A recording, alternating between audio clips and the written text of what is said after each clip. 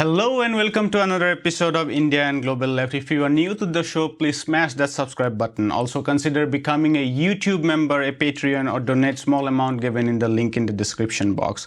But the least you can do is to watch our show, like, share, and comment. Without further ado, let me welcome our guest today, Juan González. Juan is the co-host of Democracy Now! He is an award-winning investigative journalist, a pioneering figure in the US Latino media movement, and a founding member of Young Lords, a revolutionary Puerto Rican organization that challenged racism, poverty, and US imperialism in the 1960s and the 1970s. He is also an author. His most famous books are Harvest of Empire, A History of Latinos in America, and News for All the People. Juan, welcome to India and Global Left. Oh, my pleasure to be here with you. There's so much to discuss. I want to primarily focus on what's going on with US politics with the new administration. And I thought a good way to begin is to discuss about immigration rights, given the Trump administration started by making a spectacle of immigrants, deporting them in military aircrafts all over the world, creating an impression that it's a national security issue. We are hearing words like invasion.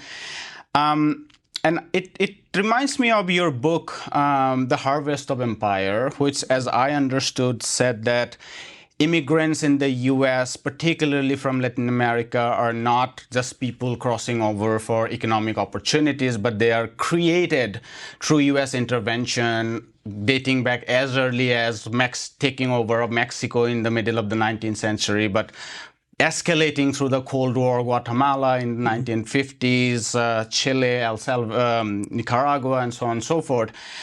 My question to you is, how big of a setback is this, what we are seeing now at the moment?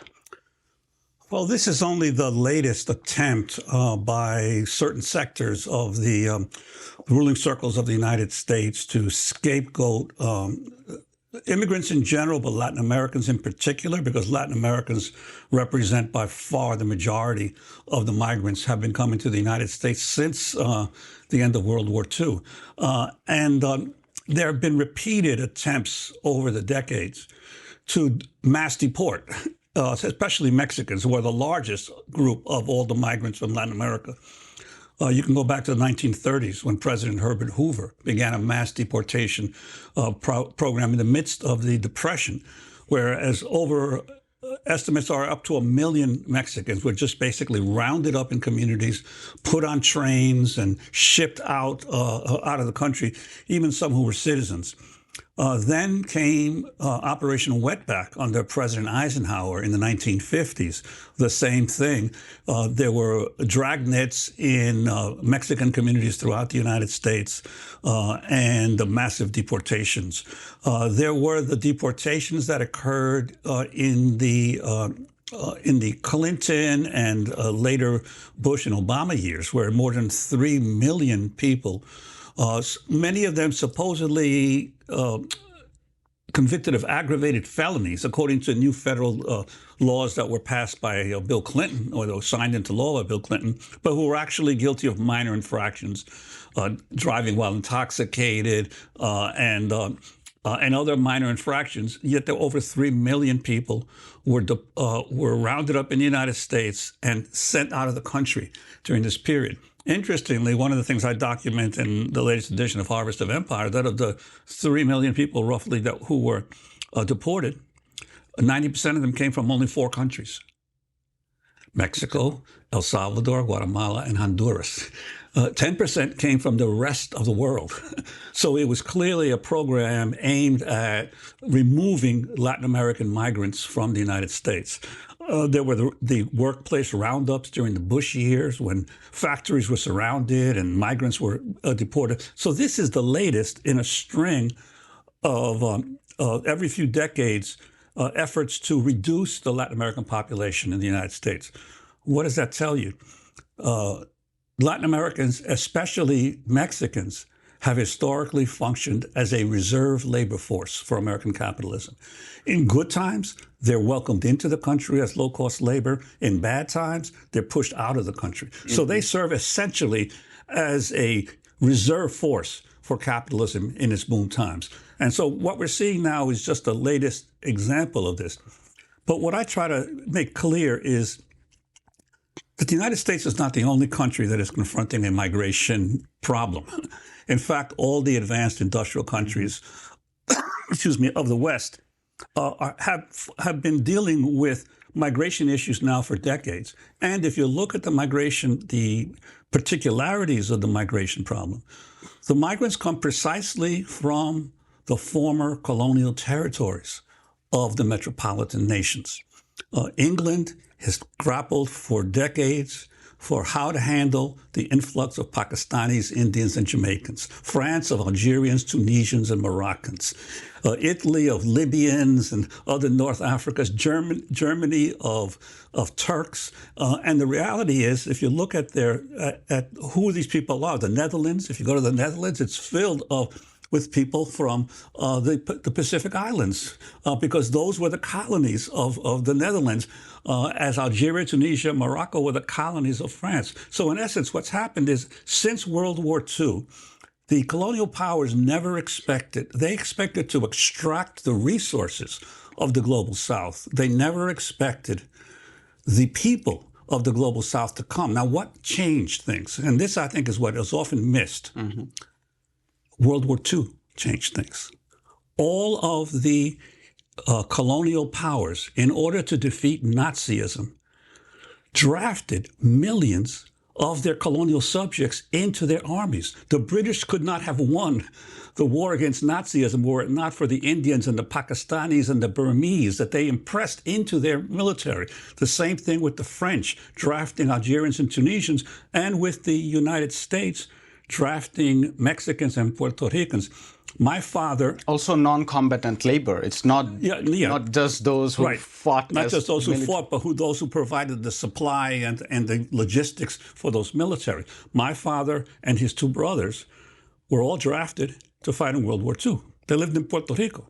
They didn't speak a word of English, yet they were drafted into the colonial regiment of Puerto Rico, which was the 65th Infantry, which ended up attached to the U.S. Army, to Patton's army, went through North Africa, they went up to Boot of Italy, they went into Germany, fighting Nazism without speaking a word of English.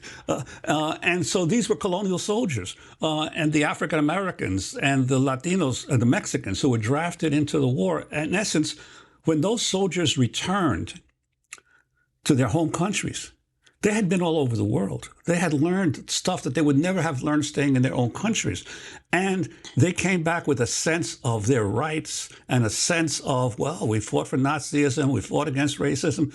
Why don't we deal with stuff in our own countries? So you can trace the development, the high point of the anti-colonial movement to the returning veterans who came back from World War II. Medgar Evers was a World War II veteran. Henry B. González, who was one of the leaders of the Mexican-American War, was a World War II veteran. Ed Roybal, who the first Latino congressman in Los Angeles since the United States took over California, was a World War II veteran. These were the World War II veterans who came back and demanded respect and demanded equality. And so you had the development of the anti-colonial movement that reached that began in the 50s and 60s to grow to an irresistible force. However, the colonial powers had now established routes of transport, of commerce, of communication.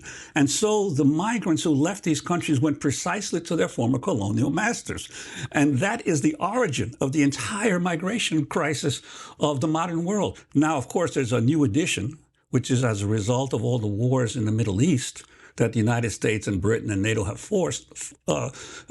created. Now we have the newer migrants, the Yemenis, the Syrians, the Afghans, the Iraqis. These were not part of these earlier migrations, but now they are migrating in large numbers because the imperialist powers have so decimated their countries that they have no choice but to flee. And they usually flee to the country that has the best economic relations or routes of travel from their countries. So that's the source. Basically, the entire migration crisis of the advanced industrial world is a direct result of the colonial system that they established in the previous centuries, and the gaps in wealth and inequality that they maintain to this day. Thinking about, you have given us a long history of how this has always been there, from Eisenhower to Clinton, it has always been there. I was still thinking if the use of clauses like Enemy Alliance Act, the constant use of national security, do you think these are any new, or they have been there as always as well? There's always been a trend within the anti-immigrant movement that is virulently racist and white supremacist, but it's never been the dominant trend until now. Now you're finding that the dominant trend in the anti-immigrant movement is one of racial superiority. It is of that the hordes, the uncivilized hordes of the global South are threatening the future of Western civilization. Those are the Bannons and those are the Stephen Millers, and they are actually now the ones disseminating the reigning narrative. So I think that is but there's always been a white supremacist part of the anti-immigrant movement, but it's never been the dominant one. Now we're seeing, because we're now entering really a phase of fascism in the United States, now we're seeing white supremacy as a pillar of the new anti-immigrant movement. And we're seeing it, obviously, you see it in all the political parties in Europe, whether it's in France or England or Holland or even the Scandinavian countries. Increasingly, and of course in Italy and these other countries, the white supremacist perspective within the anti-immigrant movement is now becoming a dominant one, and it therefore really creates tremendous danger for migrants in all these countries. One of the key things in your work is that the labor movement, particularly in the United States, is deeply entangled with the rights of the immigrants. One can, and we're particularly the informal working class, the less organized working class. And I've seen this firsthand in the neighborhoods of Chicago, places like Englewood. You go there, predominantly African Americans and Latino, many of which would not even, as you said, speak English, not African Americans, but the Latino population. We've been hearing about the resurgence of a kind of labor movement in the United States for a while, the Starbucks organization, the Amazon workers, and so on and so forth, including the organized trade union movement in United Auto Workers. My question is, what is the impact of this criminalization and illegalization and illegitimization of immigrant workers on the labor movement? Well, I think that the labor movement, thankfully, left the anti-immigrant perspective. The organized labor movement left it about 30 years ago, because throughout the 1950s, the 1960s, even into the 1970s, all of the organized labor organizations were opposed to any rights for undocumented workers. That began to change. Even Cesar Chavez and the United Farm Workers were opposed to bringing in more undocumented workers because they saw that as lowering the living standards of the existing Mexican workers that were here, Mexican-American workers that were here, and Filipino workers.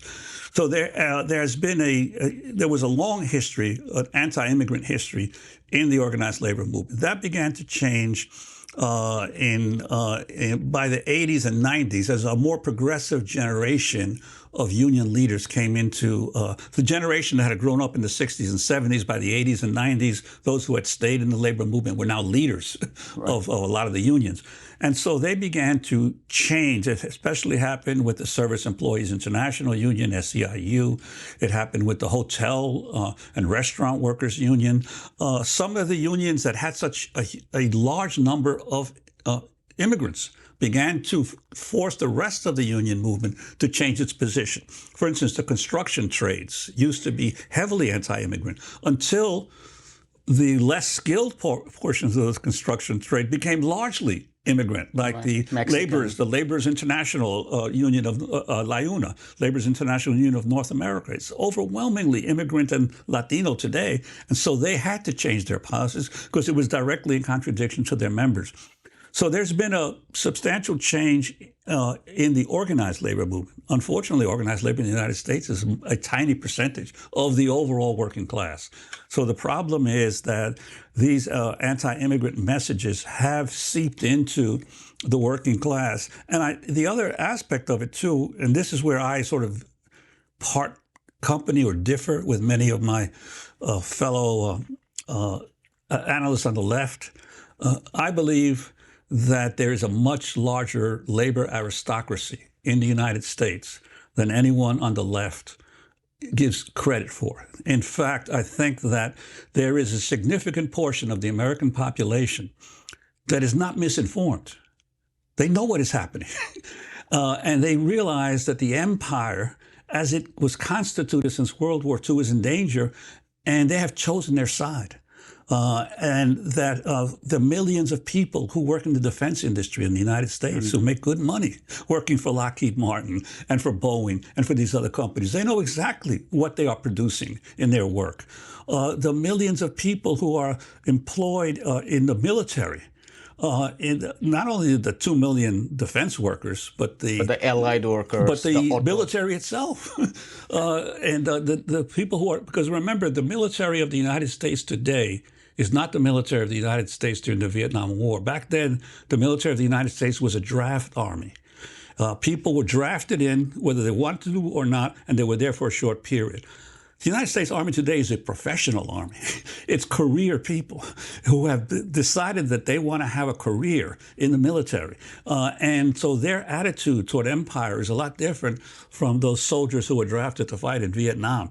And so I believe that when you look at the military, the police, the correction officers, the defense workers, you begin to see everyone who's working in law enforcement, a rather substantial portion of the population, into the millions, that is really in defense of the current status of the United States and wants to maintain it. And therefore, even among the working class of the United States, the more solid working class of the United States, there's a benefit to being the working class of the reigning empire. The poorest person in the United States lives in relative luxury compared to millions and millions of people across the global south. At least they have running water. You know, at least occasionally, even when they're homeless, they find a place for them where they have heat. So that the reality is that the entire population of the United States, to some degree, has been living off the crumbs of the empire. And therefore, their political consciousness is not as radical as you would expect, even for the lower echelons of the working class.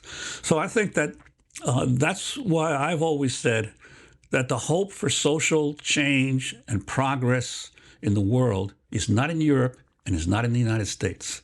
These are the rear areas of worldwide capitalism, even among the masses of workers. The real change is coming from the global south. It's coming from Bangladesh, and it's coming from from Sri Lanka, and it's coming from Congo, and it's coming from Vietnam and China. These are the places where really people understand what exploitation of labor is and how it can possibly be ended. And so I am not a big believer that radical social change will come to the United States anytime soon. In fact, the opposite, that it is more likely for fascism to grow and strengthen itself in the United States, and that the best that people in the left can do here is restrain the worst excesses of our country across the world. We have to hold back as much as possible the worst effects of a capitalist nation that is moving increasingly toward fascism. That's a very fatalistic, if you like. Oh, I don't think it's fatalistic at all. I think it's hopeful, but I think it's a realistic analysis of the conditions that we face. Now, the other place where I differ with a lot of people on the left is in my my sense of the importance of the Chinese Revolution and the rise of China for the prospects of change in the world. You know, when the United States was at its height after World War II, in 1950, I think the United States produced 80% of all the cars in the world. 80% of all the cars in the world were produced right here. And the automobile is the quintessential example of modern capitalist consumption. There's no machinery more complex for the average person to own than a car, right? Today, I think there were 95 million cars sold in the world last year, in 2023. 2023, 95 million cars sold in the world. The United States produced about 10% of the cars in the world.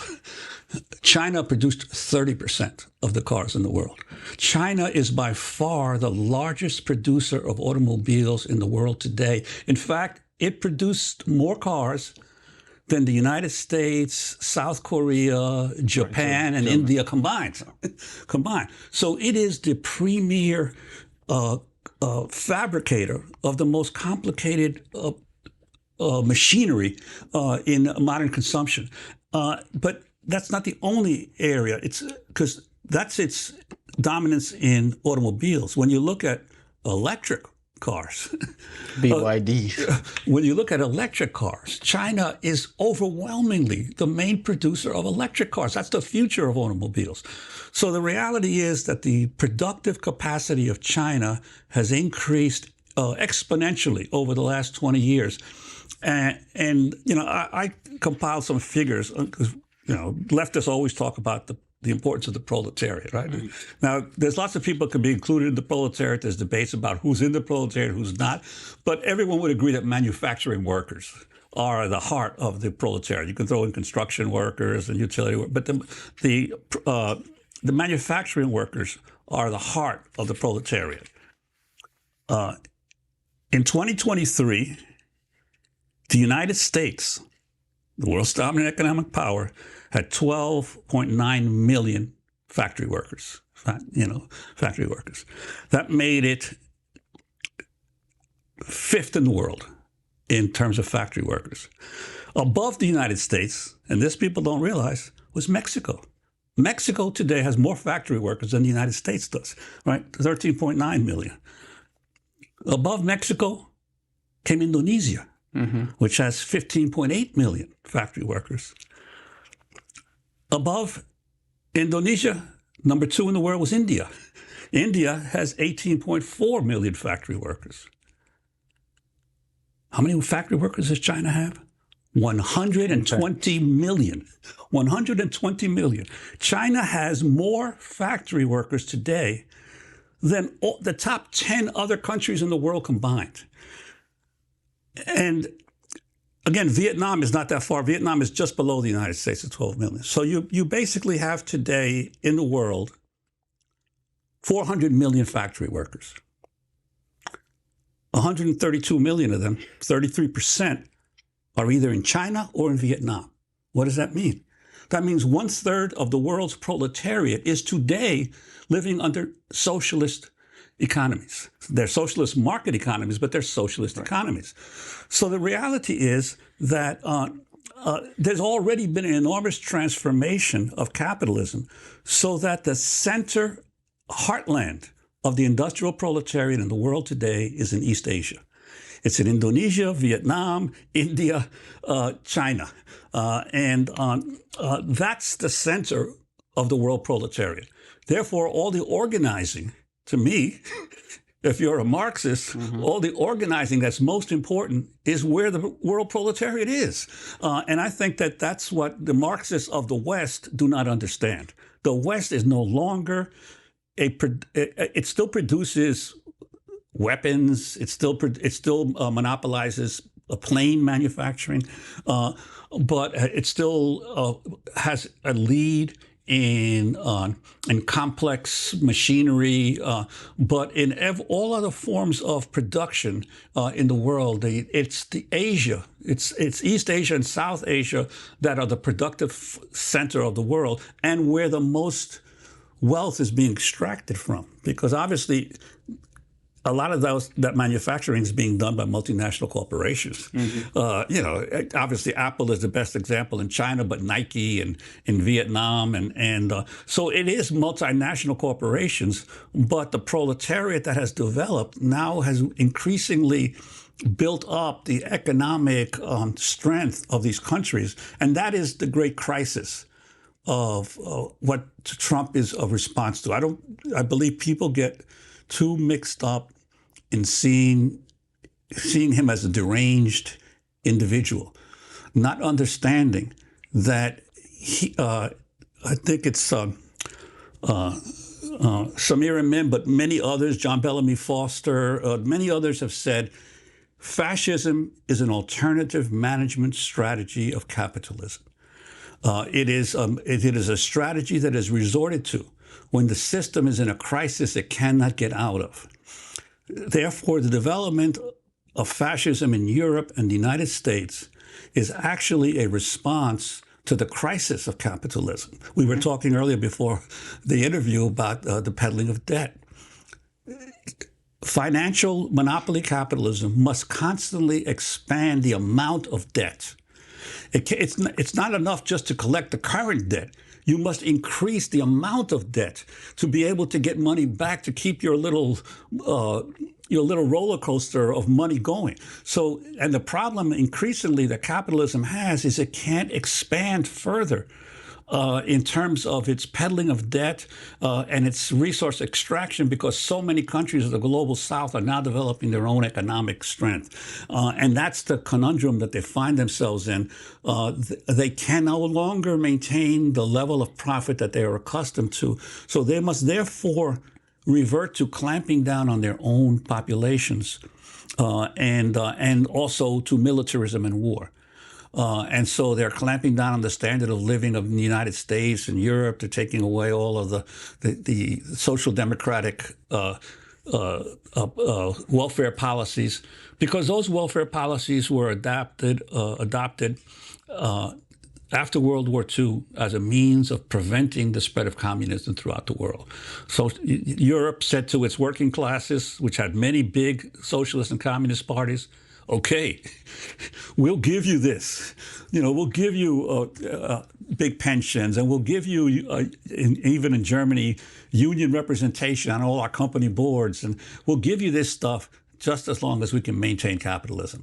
The United States adopted a less generous form, as I think Samir Amin calls it, military Keynesianism, in that it not only provided some social welfare to its working class, but it also assumed the role of the military defense of capitalism worldwide. So it had to spend more money on its military than Europe did. But the basic thing was a social contract with the working classes of Europe and the United States. We will give you something if you let us survive and maintain our empires, which the working classes did. And that's what part of the problem of the working class is lack of revolutionary fervor. They were part of that deal. And therefore, the biggest high point of working class standard of living was at the same time that capitalism was at its high point in the 50s.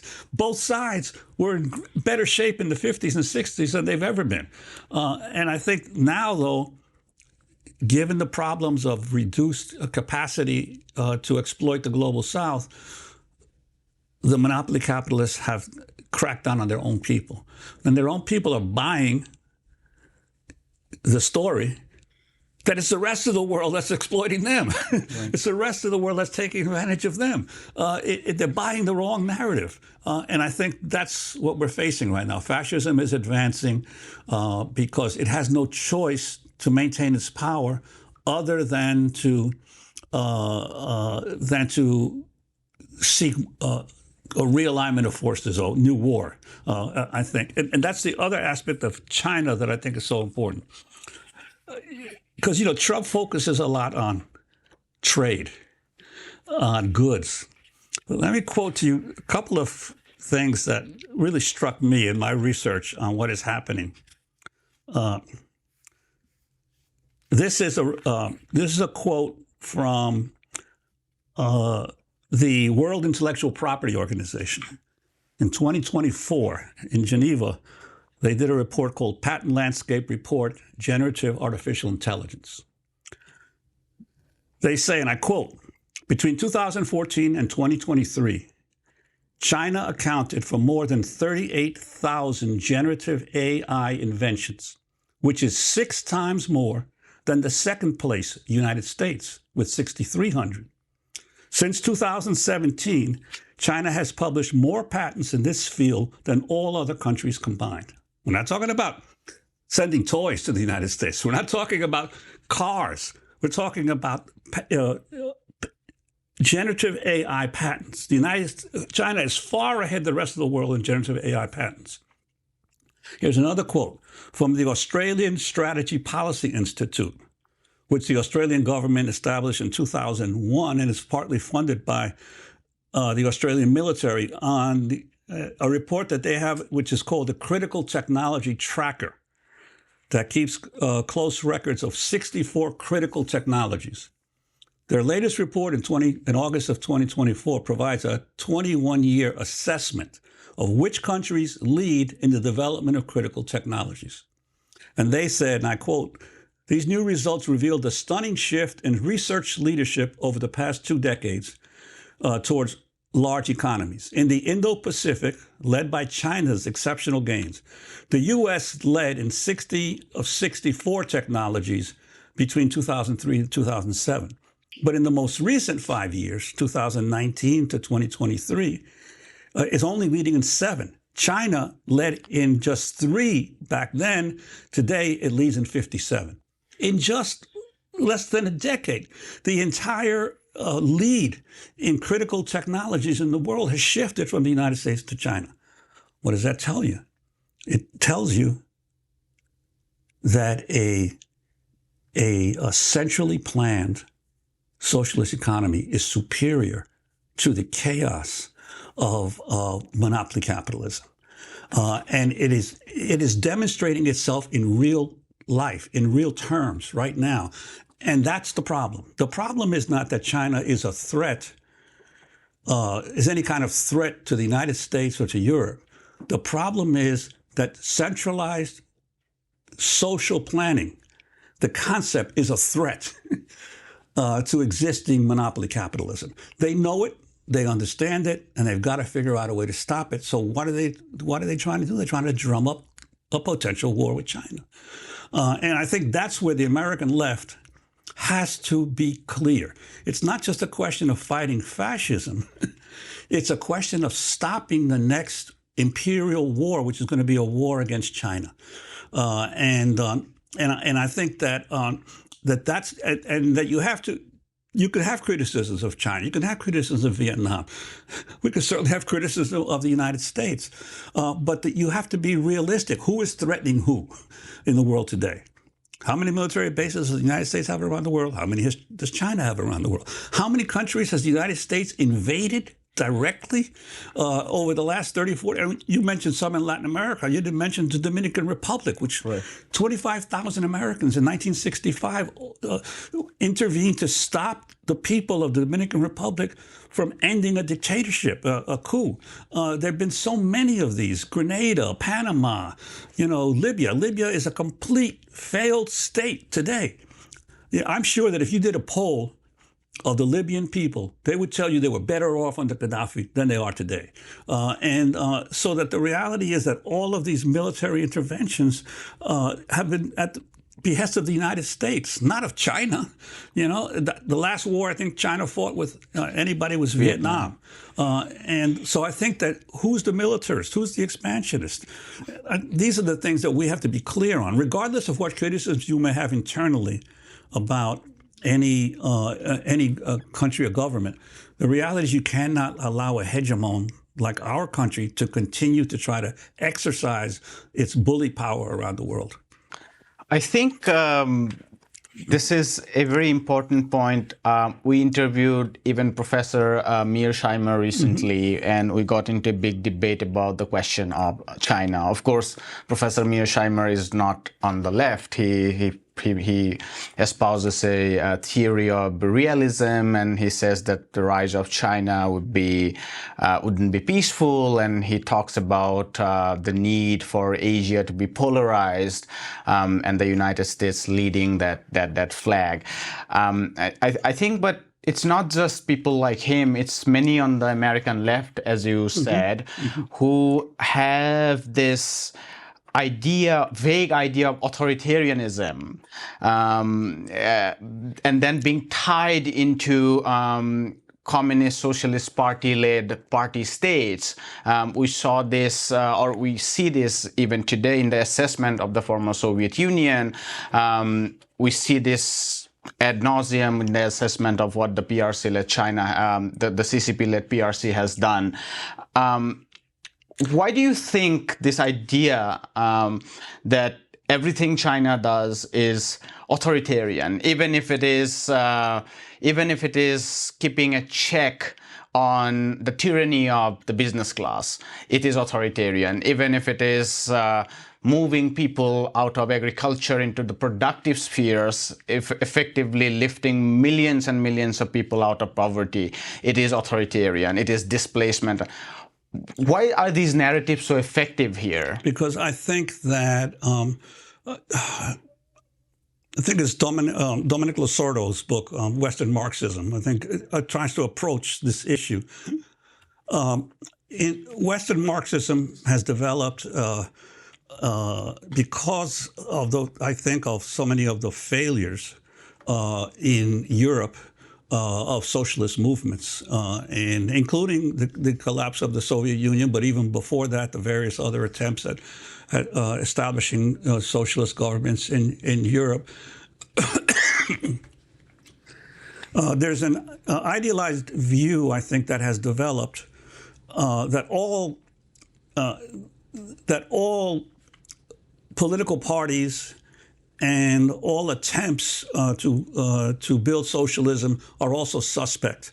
It's not quite anarchism, although the anarchists clearly are opposed to these institutionalized central organizations. But it's almost a sense that the real criteria of a society's success is the degree of individual liberty it allows. And that dovetails perfectly with capitalism. That individual liberty of very privileged people. Individual liberty over the good of the whole of the society. And also suspicion of anyone who claims to try to speak or organize or work toward the common good. And I think that that is the ideological pitfall that people fall into. And also this suspicion that, well, all governments are corrupt. Yes, Mao Zedong recognized with his clearly error-filled efforts to launch the Cultural Revolution that even under socialism, there will be attempts by people to oppress others. Why? Because the beliefs of capitalism are ingrained in people over generations. They don't disappear automatically. So there will always be people who will try to use power. Therefore, what he attempted to do with the Cultural Revolution was to find a mechanism to continue to have revolution even under socialism. They went to an extreme. They created all kinds of problems in China that China had lost a generation trying to recover from. But that doesn't mean that the idea was wrong. There will always be attempts of people who have power to hold on to power, to have their, you see in Korea, have their sons and their grandsons inherit the power. But that doesn't. You mean the DPRK? Yes, in the Democratic Republic of North Korea. So that therefore, I think the issue is not whether that happens. What mechanisms do you utilize to minimize those dangers? Not to say, okay, no, the centralized organization of a society is not good, because all that allows capitalists always to figure out how to divide people under the banner of individual liberty. Remember, Citizens United is a case over the rights of corporations, right? The rights, and so therefore you have a situation where I always tell people at Democracy Now, I think there's a contradiction in our name. Right? It is possible to have formal democracy and have social injustice. Right, and in the battle, in the contradiction between formal democracy and injustice, where do you fall? That's my argument why China has been such a positive force in the world. If China has lifted hundreds of millions of people out of desperate poverty over the last 70 years of its revolution, that is something critically important for the development of the world. If you are from a middle-class family... And without imperial wars. Without imperial wars. And if you are from a middle-class family who never suffered hunger, who never had the insecurity of not having a house, it is easy for you to talk about individual liberty. But for the person who was saved from hunger and from starvation, the issue of your individual right to speak at a rally is really secondary to the fact that they're living a better life. So you cannot equate individual liberty with social justice. And if the two come into conflict, I would always prefer to side with social justice over the individual liberty. We'll keep these things as we move forward, but to return to your very important idea of the labor aristocracy within the imperial heartland, the capitalist heartland. Right. We are also seeing the Trump administration running a roughshod over the federal employees. Yes. 700,000 to maybe now even over a million people are fired. I would suspect they would qualify the labor aristocracy in general. Well, I don't think all of them would qualify for labor aristocracy, because but a substantial part of them are not definitely construction workers or farm workers in California. No, but they are. But I believe that they're part of the wage working class that is not actually the industrial working class. Because, for instance, if you work for there are a whole bunch of agencies that are essentially regulatory agencies. The Environmental Protection Agency, the National Labor Relations Board, these are agencies whose job it is, and they arose precisely in the aftermath of World War II as a capitalism's method of regulating itself, as posing the government as a mediator between the struggles of classes to make it possible for all to live together.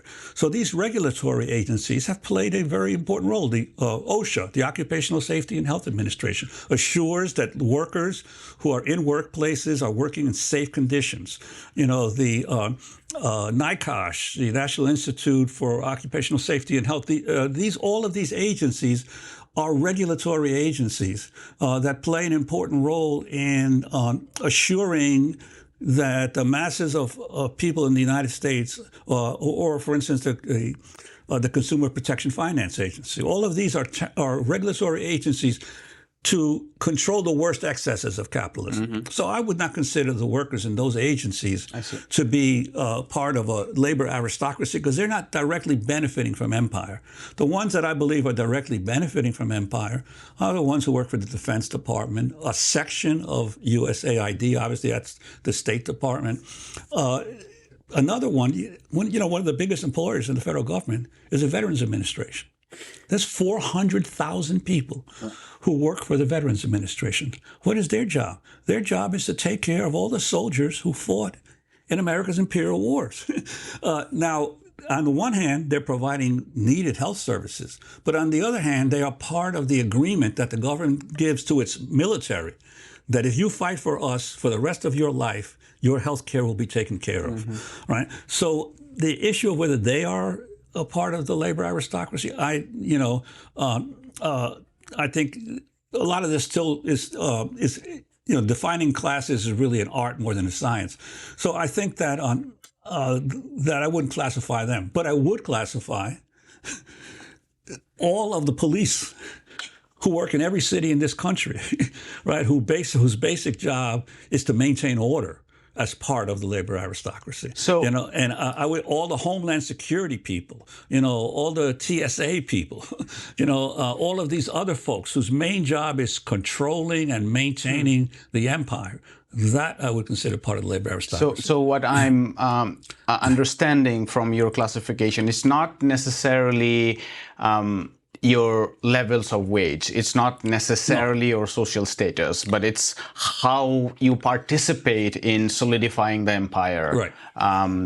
Okay. I think where I was getting at is maybe I should then bring up the issue of the Trump administration hurting the business class itself, a massive impact of the reckless economic warfare is trillions of dollars being wiped off from the markets.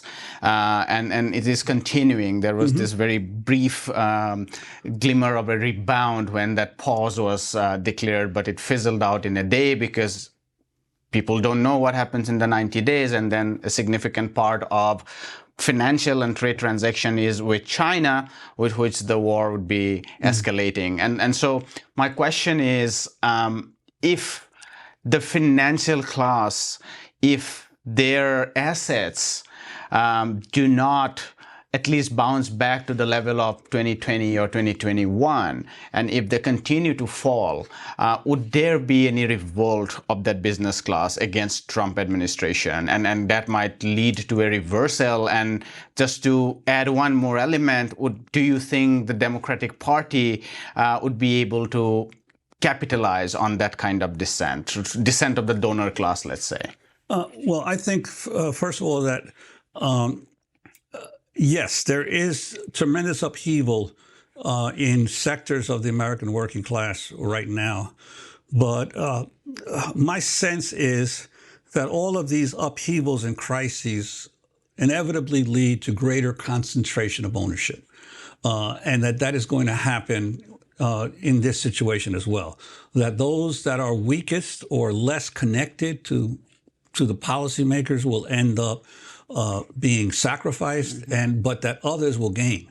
And remember, a huge portion of the stock market's gains over the last 10 or 15 years has revolved around the Magnificent Seven, the tech sector. Yeah, the tech sector. They are the ones that are really driving all stock market gains. And so I assume that they are the ones that are now suffering the losses. Whether it's Apple or Nvidia or these, they're suffering the biggest losses.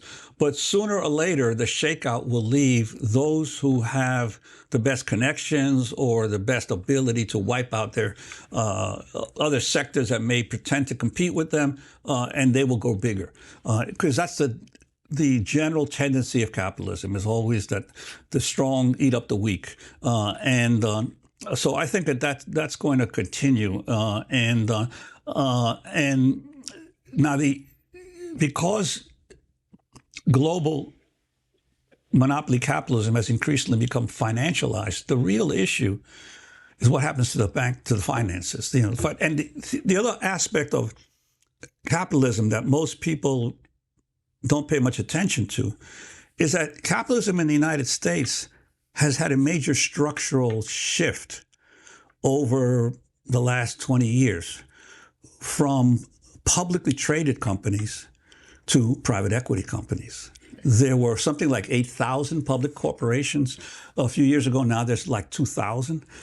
And at least public corporations had some semblance of a democratic structure. They had shareholders meetings. They had annual reports you had to file, or quarterly reports you had to file with the SEC. You had to have a board of directors meetings. And, you had all of the accoutrements of some sort of democratic rule. Now private equity are all dictatorships. Even within the publicly traded companies, the private equity share are massive. Like, think about the share of the Vanguards and the BlackRocks within Microsoft. Right, exactly. Or Apple. Right, so private equity private equity is a shadow banking world. It's basically, and they're not regulated in the same way that these other companies are. So you're seeing within capitalism the same move toward fascist control that you're seeing in the general political superstructure. So I think, and Trump is friends with all of these. Wasn't it BlackRock that agreed to buy the Panama, the two Panama from the Chinese shipping spots from the Chinese? So the private equity people like the Trump model. They like the fact that one person that orders what has to happen and everyone follows instructions. Unlike publicly traded companies where you have to worry, well, how many shares does this shareholder have and this block in my company and all this? You don't have to worry about that. Or what's the SEC going to say about my next trades or who I'm going to merge with? No, with private equity, it's all a question of direct control. So I think capitalism itself is gradually becoming more fascistic in its operations, and that dovetails perfectly with the Trump model of governance. So it's, but I do think the bigger ones are going to end up swallowing the smaller ones in the shakeout. So what you were saying is that the general uncertainty that is created, that seems to be hurting the capital markets in a unanimous way. Mm-hmm. The end product might be that the big players would come out of that even more bigger. Yes. Even though temporarily Larry Fink may be very, very concerned about, billions and trillions of equity being wiped out, but the end product would be he would come out stronger. Especially if he's able to influence Trump mm-hmm. to help his interests, his company's particular interests, rather than other people's interests. I think that's part of the whole reason why so many of these billionaires are currying favor with Trump, that they figure, well, he's into deals. I can make a deal for my company or my sector that will save me even and I think that's how they operate. It's a sort of crony oligarchy capitalism that's functioning. But I think the important thing to understand is that they have to go this way because of the crisis that they're facing internationally. Because the thing about the tariffs is China faced the tariffs under Trump the first time and adopted a policy to reduce its exposure to the United States. So the amount of trade that China is, goods that China is sending to the United States has not dramatically increased. The percentage has dropped dramatically mm-hmm. Because China realized that it was vulnerable, so it began to move. That's the advantage of a planned economy, that you can make moves much more quickly mm-hmm. when you're faced with a threat. And I think that that the United States is going to continue. And what China did was it continued to allow companies to move to other countries. That's why, Mexico is probably in better economic shape than it's been in decades. It's in better economic shape. And the number of Mexicans undocumented Mexicans in the United States has fallen dramatically in the last few years. Why is that?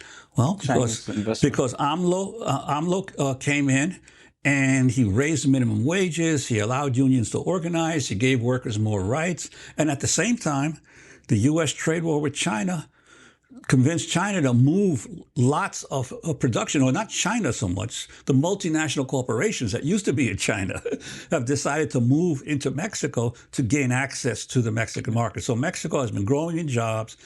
The economic level of its workers has been increasing, so fewer Mexicans are coming to the United States. Trump sees that, so now he's got to figure out, well, what am I going to do? I can't just slap tariffs on China. I got to slap them on Vietnam. I got to slap them on Cambodia. I got to slap them on Mexico. I got to slap them on everywhere else where the Chinese manufacturing is migrating to. But the ultimate aim is the war with China, is the economic war with China. That's really what it's all about. I think just to shift the conversation a little bit to another important aspect of empire would be the U.S. foreign policy in the Middle East in particular. And we are seeing, of course, a green lighting of the ethnic cleansing in Gaza, a tremendous settler violence and Israeli militarist violence in the West Bank, in the refugee areas. And in the Middle East, West Asia, drones are falling in the Red Sea. And we don't know where the talks with Iran would go if the Marco Rubios and the hawks within the Trump administration were to, including Netanyahu, were to hold sway over him. How do you look at the U.S. foreign policy in the Middle East, given within the mainstream media there was so much noise once about pivoting to Asia, which was effectively ramping up the war with China, but the illusion was that the United States is shifting away its imperial gaze away from the Middle East. How do you look at the U.S. foreign policy in the Middle East? No, I don't think that yes, there was a pivot to Asia under Obama, but the United States has been pretty constant in maintaining what control it can of the Middle East, especially through the use of Israel as its main proxy. I think that unfortunately, Israel it's a rogue state. It follows no rules. It follows no international regulations. And it expends an enormous amount of money on controlling the narrative in the West, in the media, and in public opinion, in terms of crafting its worldview of what is going on. So I think that from what I've been reading in some of the mainstream or corporate press, there's been active discussion that Israel was planning to attack Iran in May, and that the Trump administration has been trying to hold it back for, so that I think that there's still a possibility that Israel will try to, in essence, complete its attack on all of its foes by going after Iran. I think that would be a mistake. I think to the degree that the United States and Europe continue to push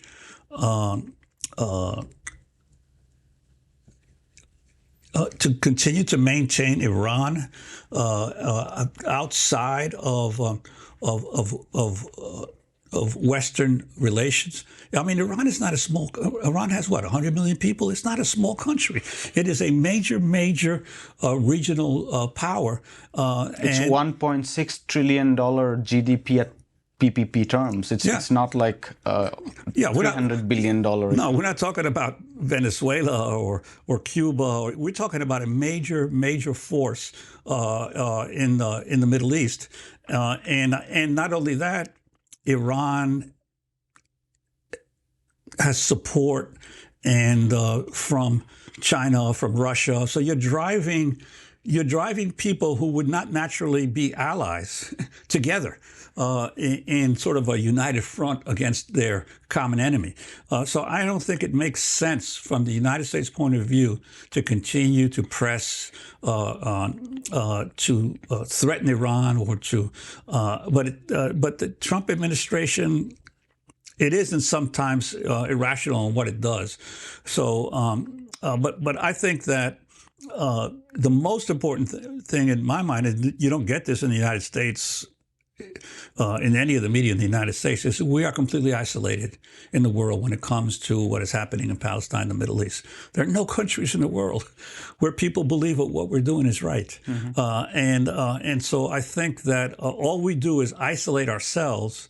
To me, the real shame is the failure of the other Arab states to take a stronger stand with what is happening with the Palestinians. I mean, it's and I think it's eventually going to lead to much more massive social unrest, especially in Jordan and in some of these other countries.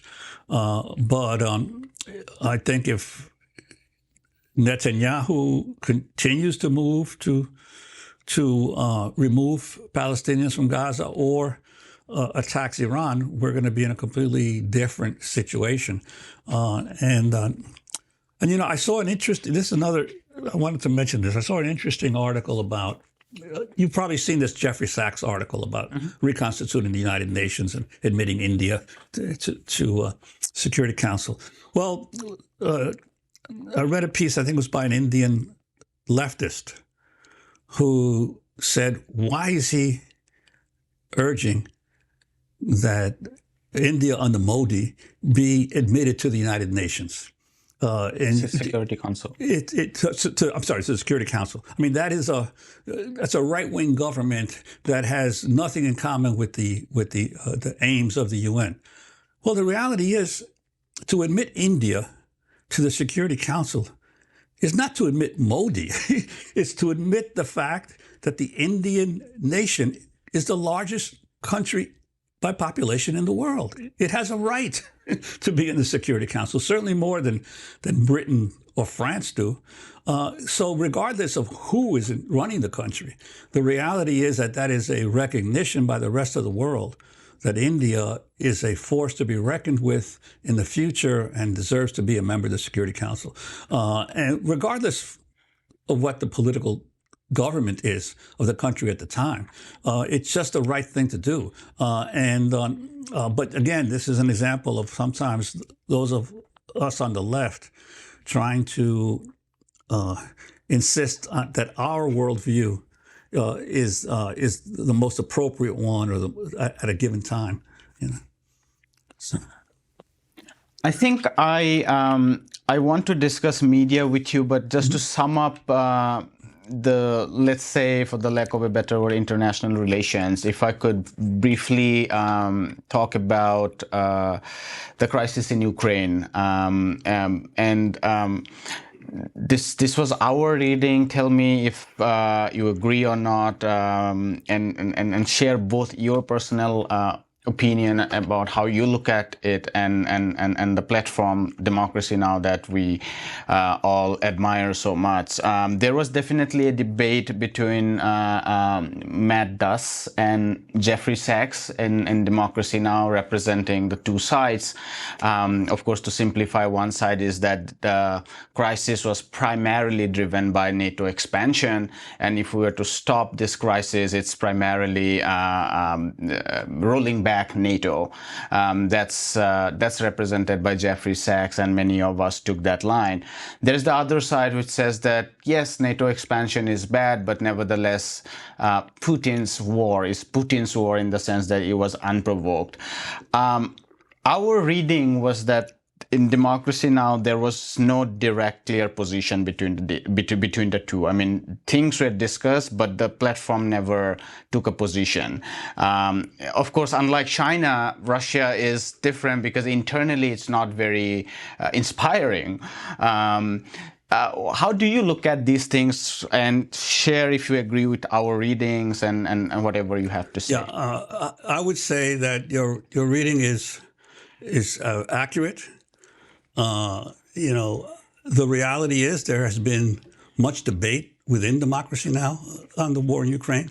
So anyway, so there has not been agreement within democracy now on this issue. In fact, there's been, I would say, lively debate on the issue. I am one of the people who has strongly believed from the beginning that this was a war that resulted from NATO expansion. That it's not even, to me, if you look at the historical development of NATO and its constant expansion eastward, there is no doubt that there were many times along the road when Russia kept saying, you can't keep doing this. It's as if, the example I always give is the United States in the Cuban Missile Crisis in 1962. The United States told Russia, there's no way that we're going to allow you to put missiles in Cuba, even though Cuba is a sovereign country, because it's a direct threat to the United States. And the United States was willing to go to war over that. So if we were able to do it in 1962, why do we assume that Russia would be any different when it saw the constant motion eastward of NATO forces? And I am also a believer that the 2014 Maidan uprising was a coup.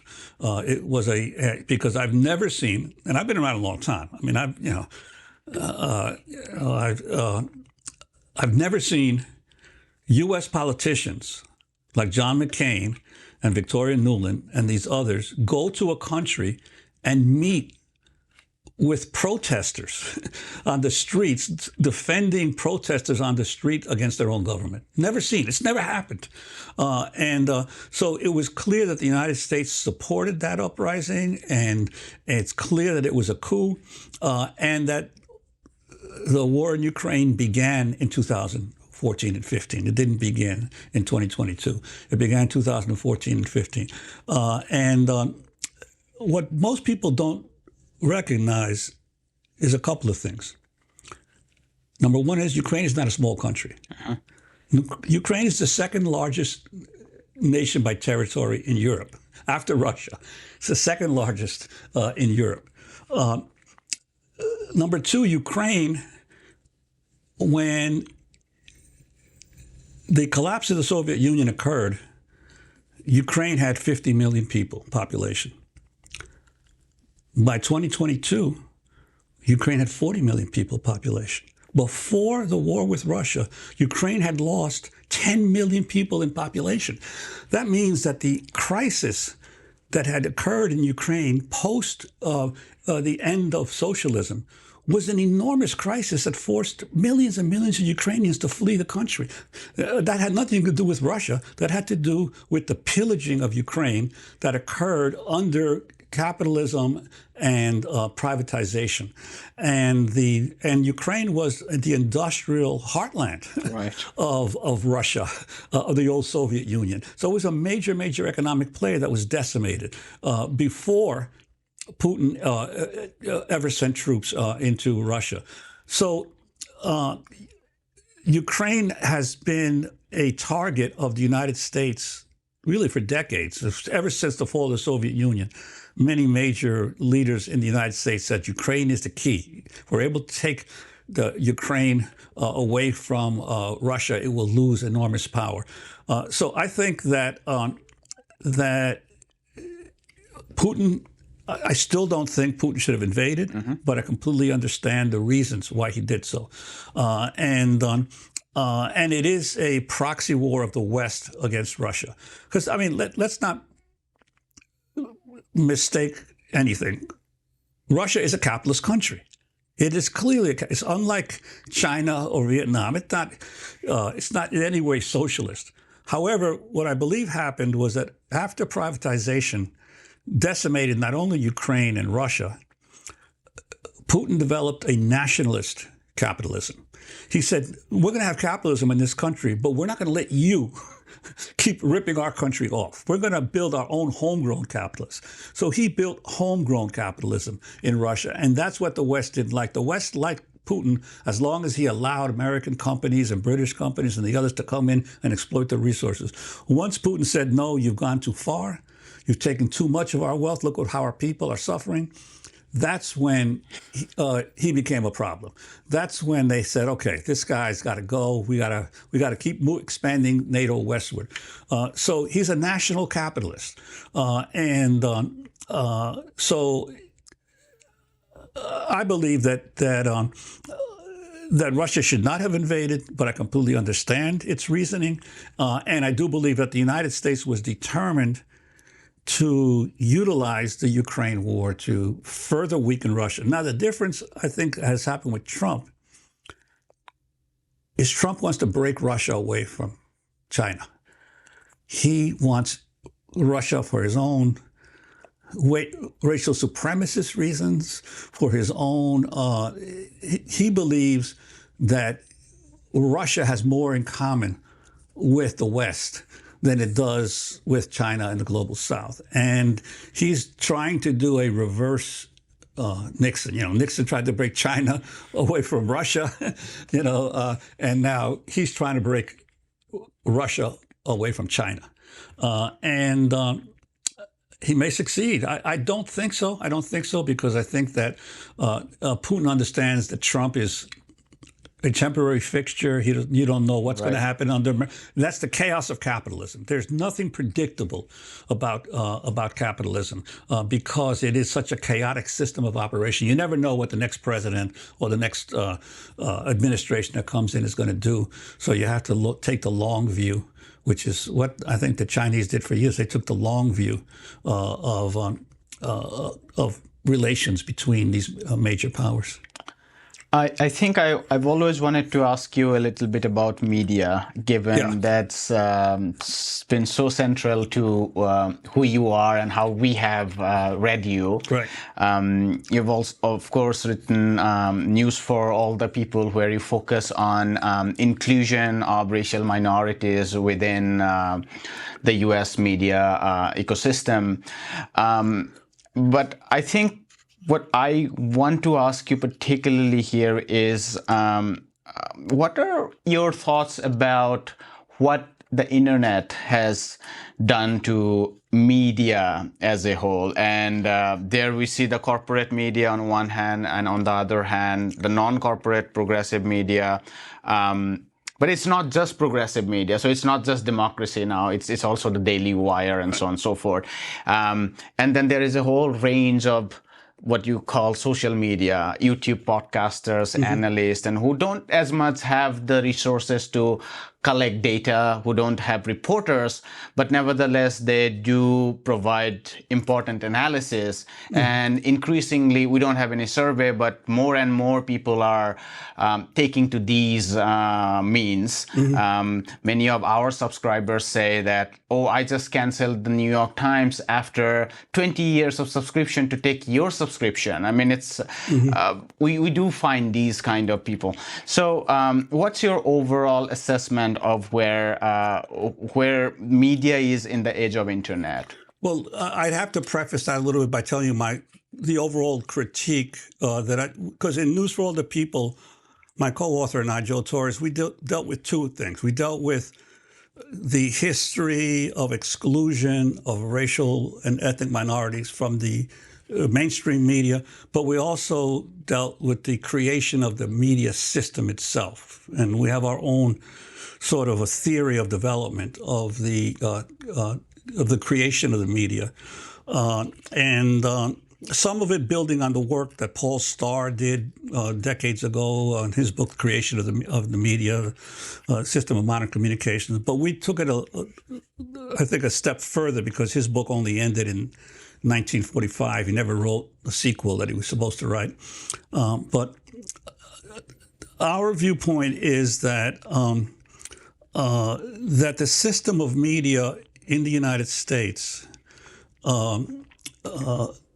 developed initially because the early newspapers in England and in the United States and France and the other European countries were largely only purchased by the elite, by the priests and the educated classes of the colonial period, and they were largely intelligence sheets among the elite to let them know what was going on in business, and especially in colonial America, the first papers, Public Occurrences in Boston in 1690, the Boston Newsletter, they were intelligence sheets to the settlers about what was going on among the Native Americans and among the enslaved peoples, to maintain control. So the media developed initially as intelligence sheets for the elite. However, we trace, excuse me, I'm having a little trouble with my throat. We traced the interplay between technological development and the need for communications. For instance, the first communications law in the United States was the Postal Act of 1794, right? And where the United States, newly created as a country, had a major debate in the Congress about the creation of the postal system.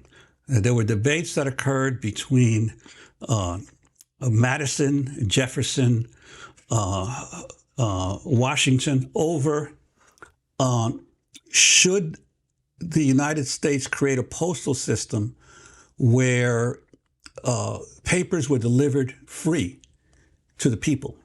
Because the Postal Act of 1794 also established postal roads. The government built roads to connect the different parts of the old 13 colonies to each other. So the only way that the people could understand what was going on was through newspapers. If you were in Virginia or Boston or Connecticut, how do you know what was going on? You needed newspapers to tell you. So the government created postal roads, and the first major debate over communications in America was, should the government deliver newspapers for free, or should it deliver them for the cost of the actual delivery, right? Market rates, right? Madison and some of the others were for market rates. Jefferson was for free delivery. Jefferson's viewpoint was that to maintain the country, a newly formed country with over such large distances, the government had to assure the maximum possible information dissemination among its citizens. So that was a nation-building project. It was a nation-building project. Throughout the 19th century, the main job of the postal system in the United States was not to deliver letters. It was to deliver newspapers. And they settled on a deal, as the United States often does, a compromise. It would not be free, and it would not be market rate. It would be subsidized.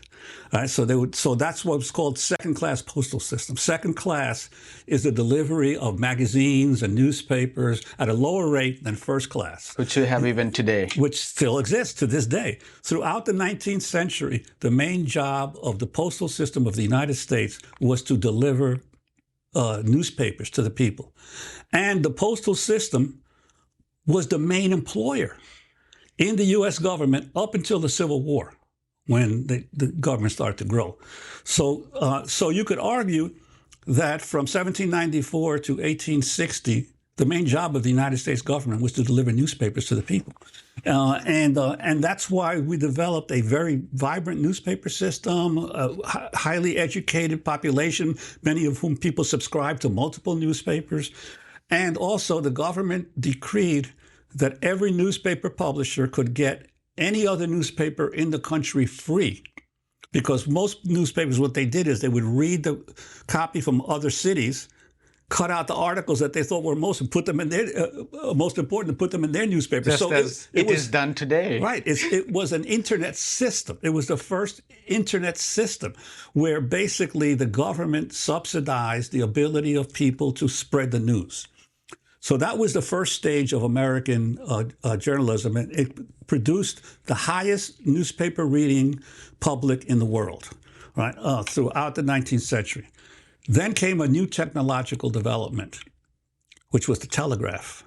The telegraph allowed you now to send information instantly over wires. However, unlike the postal system, which was developed by the government, the telegraph, the government specifically decided to allow it to be private.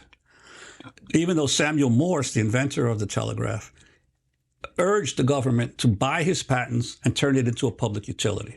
So the government refused that. There was more conservative Congress at the time.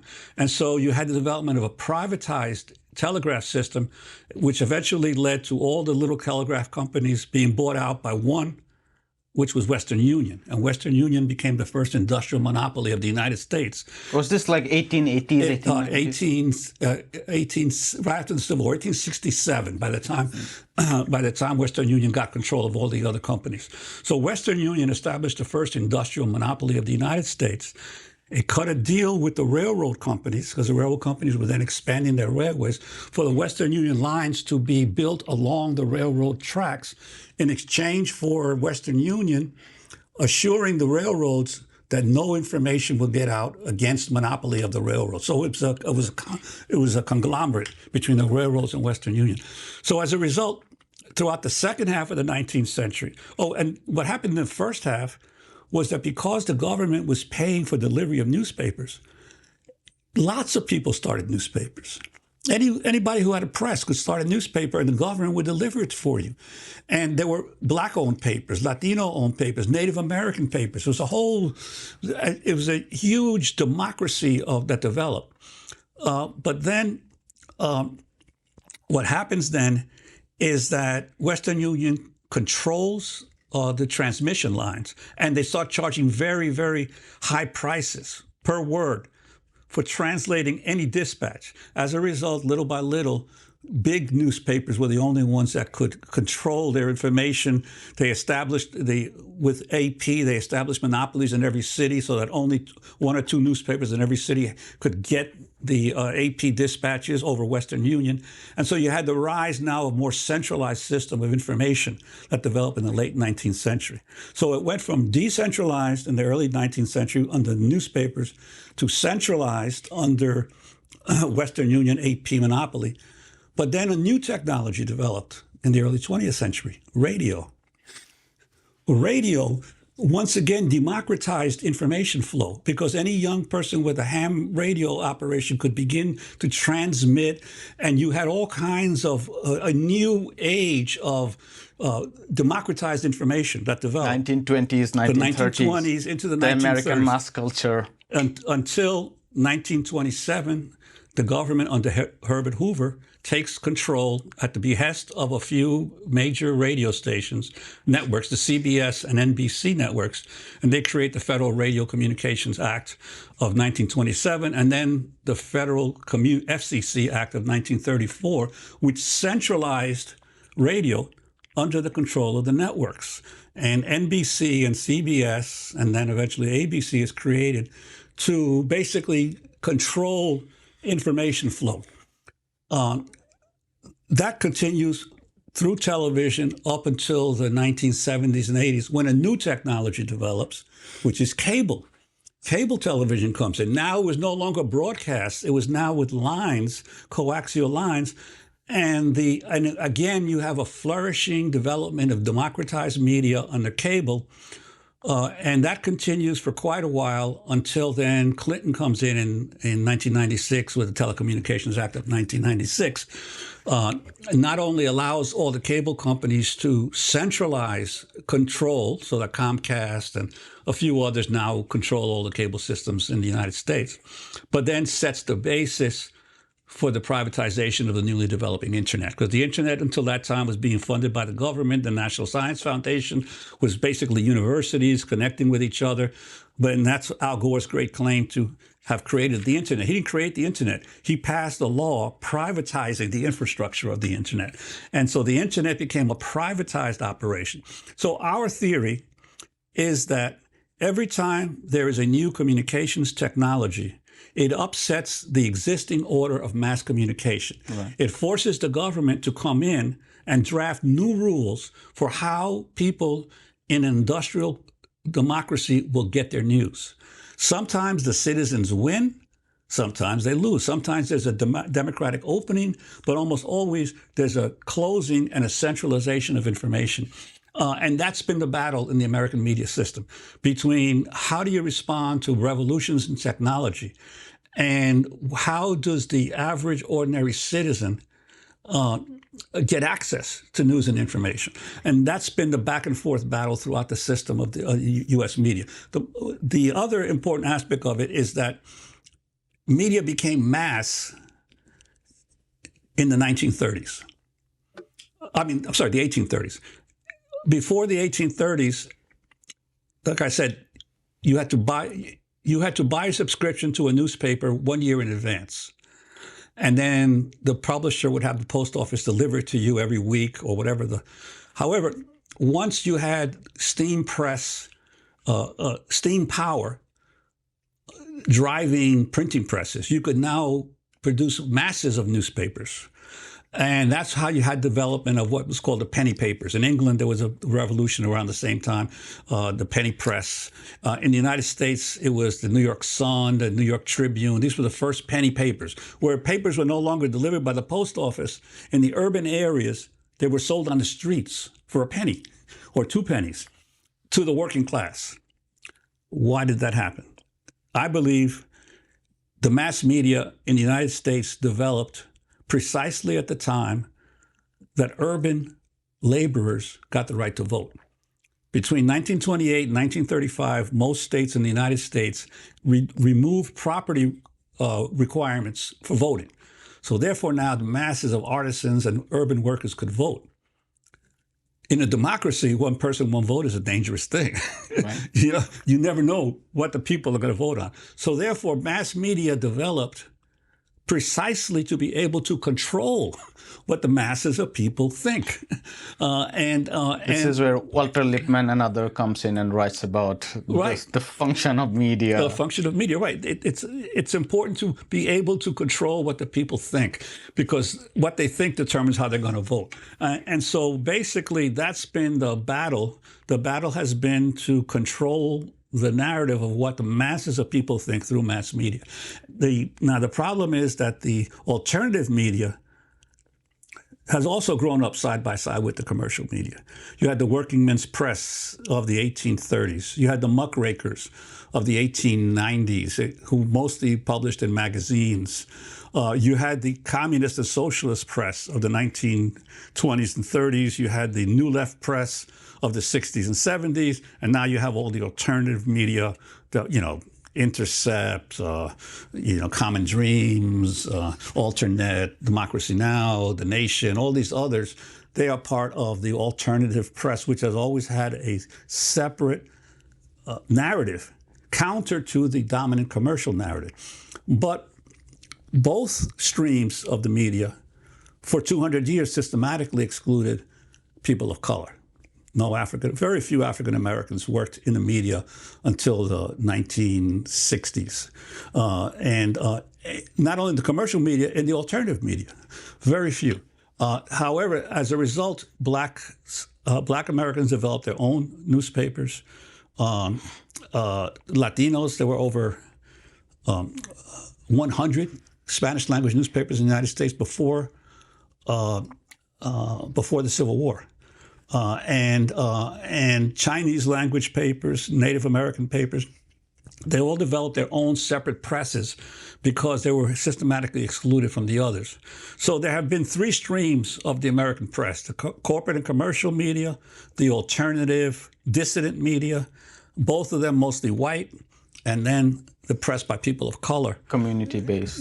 Most of them community-based, but some of them got pretty big. The Pittsburgh Courier and the Amsterdam News and the Chicago, what's Chicago's, I'm forgetting the last name now, but most of the big cities had major black newspapers in the 30s, 40s, and 50s. And so we try to cover all of that, both each of the presses, how they developed, but most importantly, how the system developed.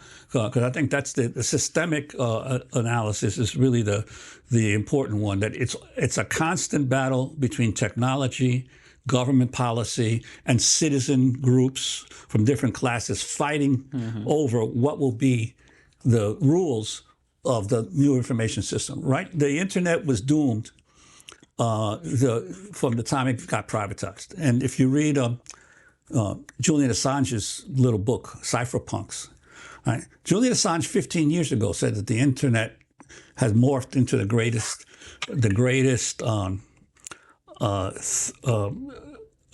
greatest danger of human control ever devised, because he recognized early on that it was going to become a tool of surveillance, a tool of control. And you can have all kinds of people produce stuff on the internet, but the issue is, who's going to read it, right? How do you accumulate sufficient eyeballs to make a qualitative difference in public sentiment? And the major media companies still control the pipes. Everyone is pushing stuff through the pipes, but the major media companies control the pipes. They determine what gets seen with their algorithms. Whether it's Apple or Facebook or whatever, they control what gets seen and what doesn't get seen. So, as long as you're willing to accept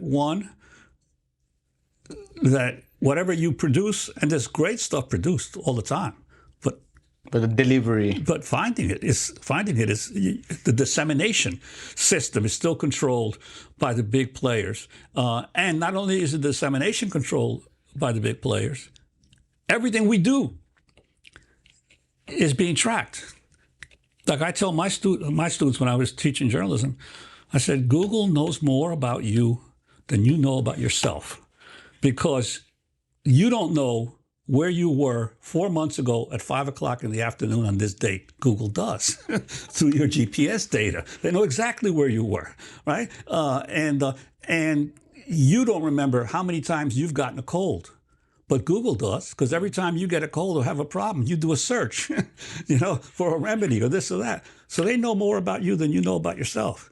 And they're not only monetizing it, but the potential for the government to then be able to profile you and know exactly what you think by, what sites you go to, what searches you do. They know exactly, what kind of person you are, or what your political beliefs are, just by your searches. So, yes, it is a tool for democratization, but it's a tool for total control. And the proof is that anytime there's a major uprising, the internet goes down. Right. All governments know how to take down the internet immediately, and how to track people and who to go look for as a result of what they know about you. So we have massive number of internet shutdowns in India, and the region is Kashmir. Mm-hmm. We'll leave it there. Yeah. Juan, this was such a privilege to talk to you, and thank you so much. Thank you for the opportunity, and I wish you the best with your podcast. Thank you. Hi, my name is Ayushman. I, along with Jyotisman, have started this platform. In the last 2 years, we have tried to build content for the left and progressive forces. We have interviewed economists, historians, political commentators, and activists so far. If you have liked our content so far and want us to build an archive for the left, I have 2 requests for you. Please do consider donating for the cause. Link is in the description below. Also, if you are not able to do so, don't feel sad. You can always like our videos and share our videos to your comrades. Finally, don't forget to hit the subscribe button.